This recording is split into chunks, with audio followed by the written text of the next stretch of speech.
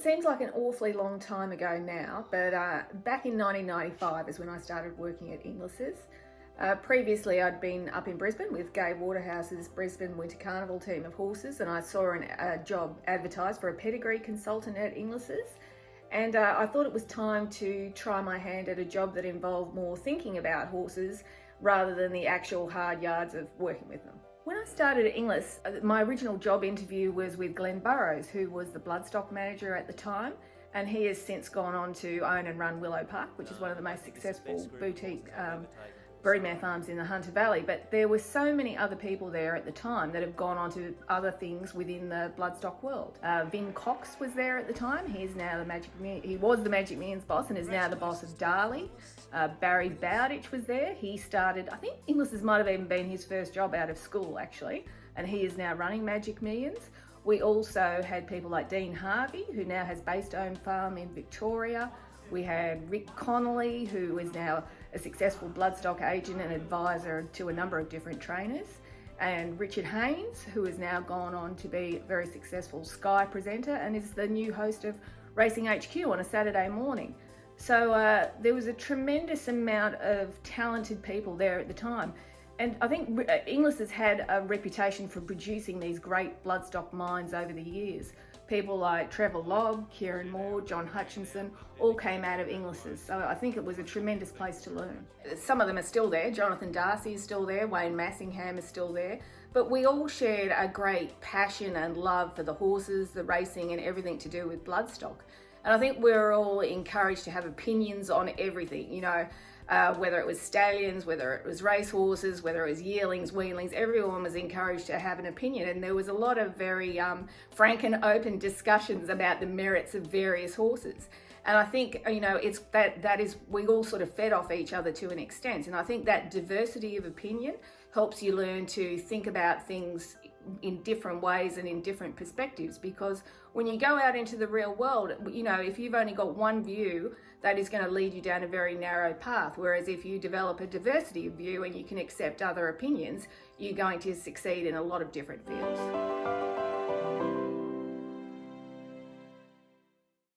The Inglis Chairman sale followed on from the successful Inglis Easter Yearling sale as an online auction, and some of the buyers had some great insights during our interviews in the coverage. If you missed them, here they are. At $2 million, is there any more? I sell her for $2 million.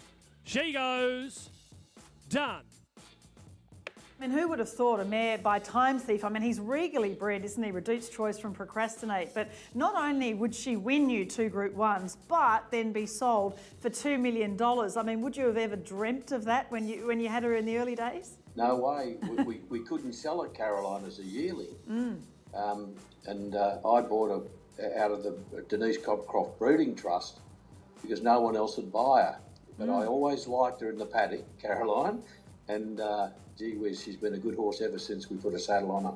Yeah, take us through some of that ride. I mean, winning 1 Group 1 is pretty incredible as an owner, and to win 2, what was it like, you know, the whole journey with this mare?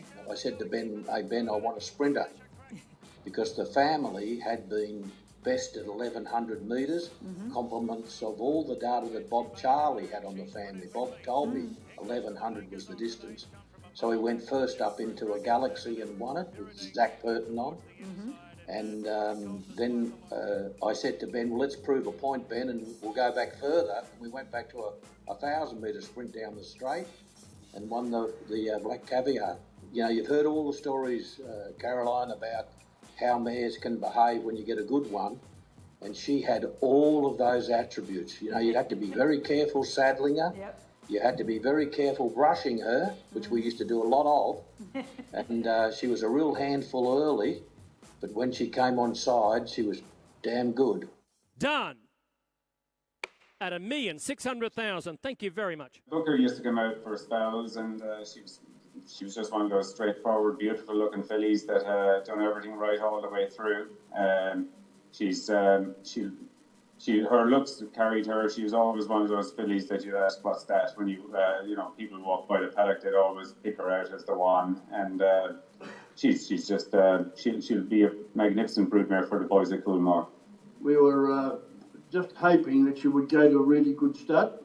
and have a future with the new stud. Like, she's had a great racing career, and Matthew Ellett and Simon Zard did a top job with her on the track, and now we hope that she enjoys her life as a mum. Booker's holding on. We put a syndicate together to buy mares. These two we bought for Justify, and there's obviously people very keen to get involved in him. So we obviously bought a lot of nice mares last year, and we're trying to do the same this year. Obviously, we want to be big supporters of Justify, as a lot of people are. So listen, he's getting the best chance of stud by getting the best mares, and we're going to keep trying to find the best mares for him, and we'll go from there. Done. 750,000. Thank you, Morgan Thomas. Yeah, very excited.